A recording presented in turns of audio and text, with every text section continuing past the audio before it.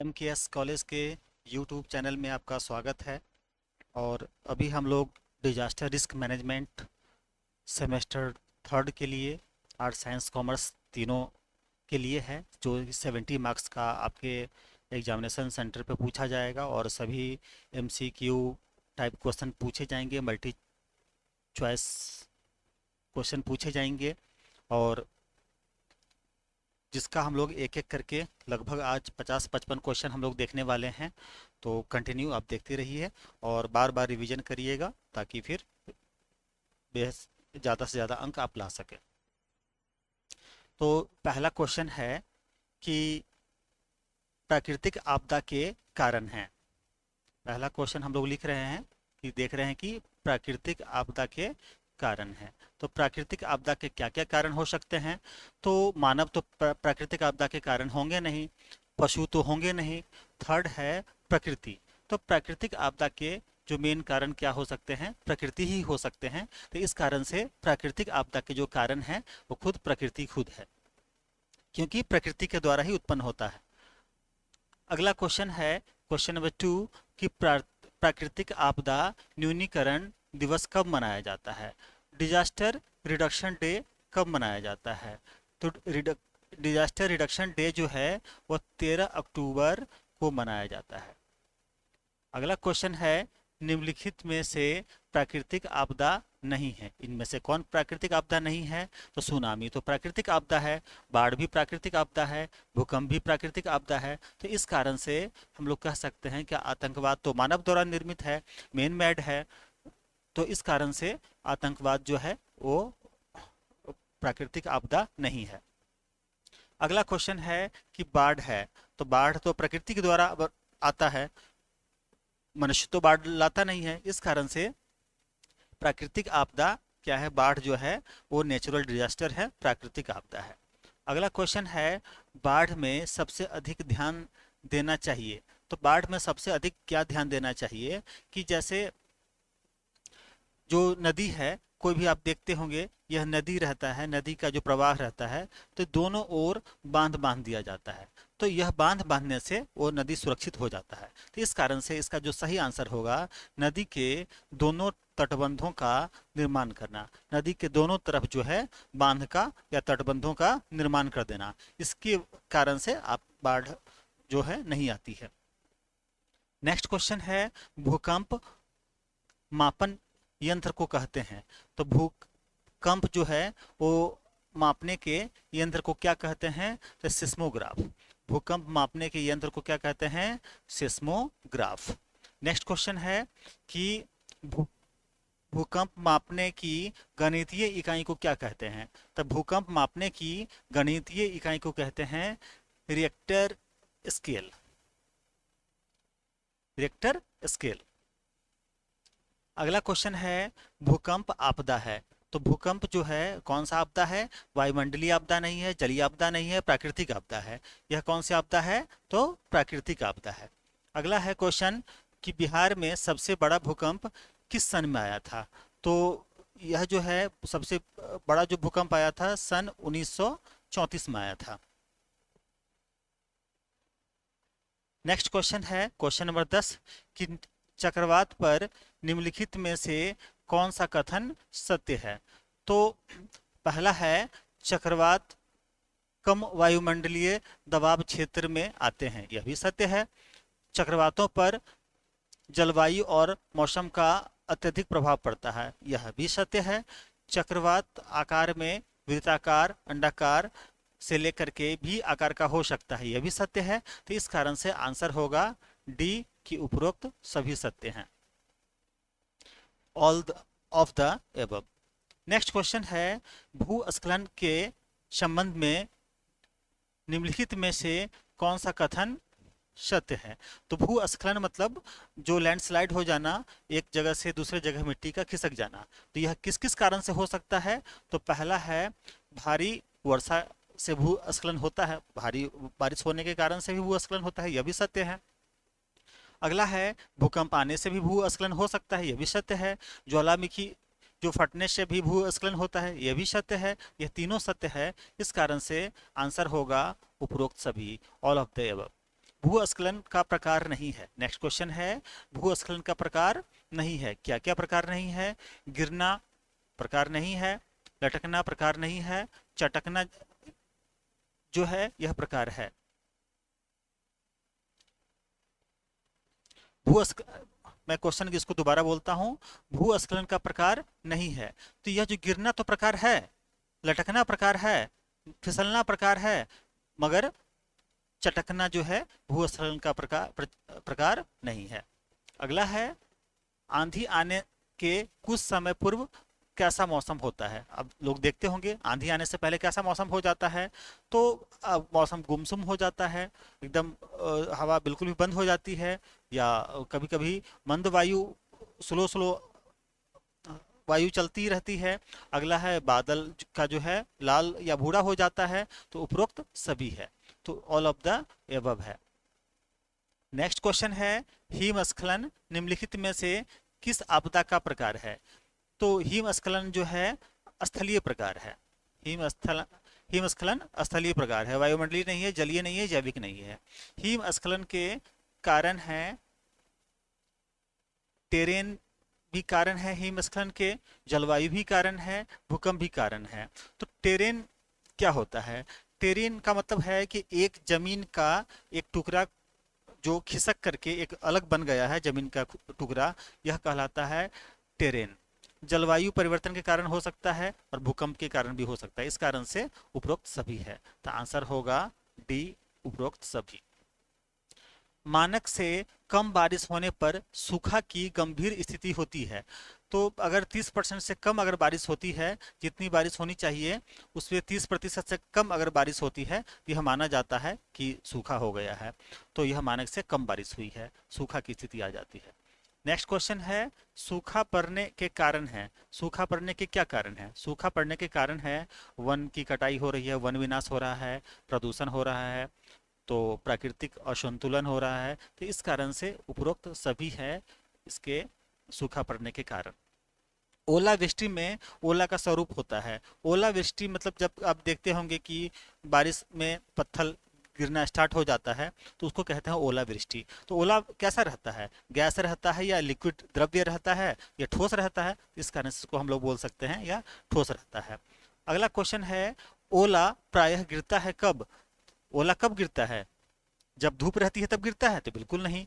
आंधी और वर्षा होती है तब गिरता है? तो हाँ बिल्कुल, जब आंधी और बारिश होती रहती है तब ओला गिरता है। तो इसका आंसर होगा आंधी और वर्षा होती है तब। नेक्स्ट क्वेश्चन है कि तारित चालक के बारे में कौन से तथ्य सही है? तो सबसे पहले समझना होगा तारित चालक क्या होता है। तो इंग्लिश में अगर देखें तो लिखा होगा लाइटनिंग कंडक्टर। लाइटनिंग कंडक्टर का मतलब है कि तारित चालक का मतलब है कि जैसे आप लोग देखते होंगे बिजली जब चमकती है तो कहीं तार वार का पेड़ रहता है, तो उसी पे बिजली गिरती है, तो तार का पेड़ जल जाता है या ऊपर से ही कट जाता है, इस प्रकार से। तो घरों में लोग क्या करते हैं, जब जो जो ऊंची इमारतें होती है तो उसमें पीतल का या एक त्रिशूल टाइप का बना दिया जाता है, कहीं कहीं आप देखते होंगे, और उससे एक तार को कनेक्ट करके धरती में उसे जैसे अर्थिंग टाइप का लगा दिया जाता है। तो इस कारण से तारित चालक के बारे में कौन से कथन सही है? तो पहला पॉइंट क्या बना है कि तारित चालक एक धातु की छड़ होती है। तो एक अभी बात की है तुरंत, एक छड़ कोई भी धातु का, तांबा वगैरह का, कॉपर का ऊपर में लगा करके और तार के माध्यम से, जो बिजली का तार वगैरह होता है इसके माध्यम से जमीन में गाड़ दिया जाता है। तो तारित चालक एक धातु की छड़ होती है, यह भी सही है। नेक्स्ट है कि तारित चालक को भवन के ऊंचे स्थान पर लगाया जाता है। एक ऊंचा त्रिशूल टाइप का लगा दिया जाता है और एक उसका तार के माध्यम से जमीन में लगा दिया जाता है। तो दूसरा पॉइंट भी सही हो गया। और तीसरा है कि तारित चालक को एक तार से पृथ्वी में गाड़ दिया जाता है। तो पृथ्वी में जिस तरह से अर्थिंग के लिए, इलेक्ट्रिसिटी की अर्थिंग के लिए पृथ्वी में जमीन के अंदर तार को आप लगा देते हैं, गाड़ देते हैं, उसी तरीके से इसको भी गाड़ दिया जाता है। तो आंसर क्या कहलाएगा? आंसर होगा उपरोक्त सभी। आंसर इसमें से उपरोक्त सभी कहलाएगा तारित चालक के बारे में। अगला है क्वेश्चन कि ग्लेशियर के पिघलने का कारण है। ग्लेशियर बर्फ से जमा हुआ हुआ रहता है पूरा, तो इसके पिघलने का कारण क्या है? तो जो कार्बन डाइऑक्साइड है, गैस की प्रचुर मात्रा, कार्बन डाइऑक्साइड ज़्यादा होना, गर्मी ज़्यादा हो जाना, ग्रीन हाउस गैसों का उत्सर्जन हो जाना, कल कारखानों में से जो उत्सर्जित धुआं निकल रहा है, इस कारण से गर्मी अधिक। बर्फ कैसे पिघलता है? सामान्य चीज है कि बर्फ कैसे पिघलता है? अधिक गर्मी होगी तो बर्फ बर्फ पिघलेगा। तो इसका कारण होगा इन उपरोक्त सभी, जो ऑल ऑफ द एबव। अगला क्वेश्चन है, ग्लेशियर को पिघलने से बचाने के लिए न करें। तो ग्लेशियर जो है वो पूरा बर्फ है, उसको पिघलने के लिए से बचाने के लिए क्या क्या नहीं करना चाहिए? तो पर्वतारोहण नहीं करनी चाहिए, नदियों को अपवित्र नहीं करना चाहिए, ग्रीन हाउस गैस उत्सर्जन नहीं करना चाहिए। तो इस कारण से इसका आंसर होगा उपरोक्त सभी। नेक्स्ट क्वेश्चन है, कोविड 19 में 19 का संकेत क्या है? कोविड 19 में 19 क्यों लिखा हुआ है? तो इस कारण से 19 लिखा हुआ है कि यह वर्ष 2019 में आया था, तो इस कारण से इसको कोविड 19 बोला जाता है। आपको याद होगा कि 2019 में आया था, इस कारण से कोविड 19 बोला जाता है। नेक्स्ट है कि अंतर्राष्ट्रीय ज्वालामुखी दिवस कब मनाया जाता है? तो अंतर्राष्ट्रीय ज्वालामुखी दिवस 10 अप्रैल को मनाया जाता है। नेक्स्ट है कि सक्रिय ज्वालामुखी स्थिति है। तो सक्रिय ज्वालामुखी की स्थिति जो है वह अंडमान द्वीप समूह में है। नेक्स्ट क्वेश्चन है कि सुनामी किस भाषा का शब्द है? तो सुनामी जो है वह जापानी भाषा का शब्द है, जापानीज शब्द है। अगला है कि आपदा प्रबंधन का अभिप्राय है। तो आपदा प्रबंधन का क्या अभिप्राय है? तो भूकंप को रोक नहीं सकता आपदा प्रबंधन, आपदाओं के दुष्परिणामों को कम करने का उपाय है। कल हम लोग सीखे थे कि मैनेजमेंट के बारे में, तो आपको जो भी आपदा प्रबंधन का काम, आपदा को रोकना नहीं है, आपदा जो आएंगी उसका जो प्रभाव पड़ेगा, उसका जो इफेक्ट पड़ेगा, उसके दुष्परिणाम जो होंगे उसको कम करना है। ठीक है। नेक्स्ट है कि सुनामी का कारण है। अगला क्या है? सुनामी का कारण है। तो सुनामी जो है समुद्र में जो भूकंप आता है, इस कारण से सुनामी आता है। अगला है, आपदा प्रबंधन के लिए भारत का शीर्ष निकाय या संस्था है। तो आपदा प्रबंधन के लिए भारत का जो शीर्ष इकाई है या संस्था जो है वो कौन सा है? तो आपदा प्रबंधन के लिए शीर्ष इकाई राष्ट्रीय आपदा प्रबंधन प्राधिकरण है, नेशनल डिजास्टर मैनेजमेंट अथॉरिटी है। नेक्स्ट क्वेश्चन है कि स्थानीय स्तर या जिला स्तर पर आपदा प्रबंधन की भूमिकाओं का नेतृत्व कौन करता है? तो जो जिलाधिकारी होते हैं, जो डीएम होते हैं, डिस्ट्रिक्ट मजिस्ट्रेट होते हैं, जो लोकल, जो अगर आप देखें कि जिला वाइज, तो डीएम डिस्ट्रिक्ट मजिस्ट्रेट इसको करते हैं। सभी का आंसर नीचे लिखा हुआ है, आप ऊपर वेरीफाई कर सकते हैं, चेक कर सकते हैं। नेक्स्ट क्वेश्चन है कि एनडीआरएफ का फुल फॉर्म क्या है? And the full form of NDRF. तो एनडीआरएफ का फुल फॉर्म है नेशनल डिजास्टर रिस्पांस फोर्स। अगला क्वेश्चन है कि दावा नल का अभिप्राय है। दावा नल क्या है? तो दावा नल जंगल में आग लगने से है। दावा नल मतलब जो जंगल में आग लग जाती है तो उसे क्या कहते हैं? दावा नल कहते हैं। नेक्स्ट है कि हर वर्ष अंतर्राष्ट्रीय अग्निशमन दिवस मनाया जाता है। कब मनाया जाता है? तो यह मनाया जाता है 4 मई को मनाया जाता है। अगला है कि बिहार फायर ट्रेनिंग अकादमी स्थापित है। तो बिहार में जो ट्रेनिंग फायर का जो ट्रेनिंग एकेडमी है वह पटना में है। नेक्स्ट है कि प्रदूषण सूचकांक मापन इकाई को कहते हैं। जो जो प्रदूषण जो है उसको नापने के लिए कौन सा यंत्र का इस्तेमाल करते हैं? तो आप देखते भी होंगे टीवी वगैरह पे भी आता है air quality index, AQI, air quality index. अगला है भाभा परमाणु संसाधन केंद्र स्थित है। तो कहाँ स्थित है? तो यह मुंबई में स्थित है। नेक्स्ट है विषाणु जनित रोग नहीं है। तो इन्फ्लुएंजा से तो विषाणु है, फ्लू तो विषाणु से होता है, रेबीज भी विषाणु से होता है, न्यूमोनिया जो होता है वो विषाणु से नहीं होता है, तो निमोनिया आंसर होगा। अगला है टाइटैनिक जहाज दुर्घटना हुई थी, कब हुई थी? तो 14-15 अप्रैल को 1912 में हुई थी।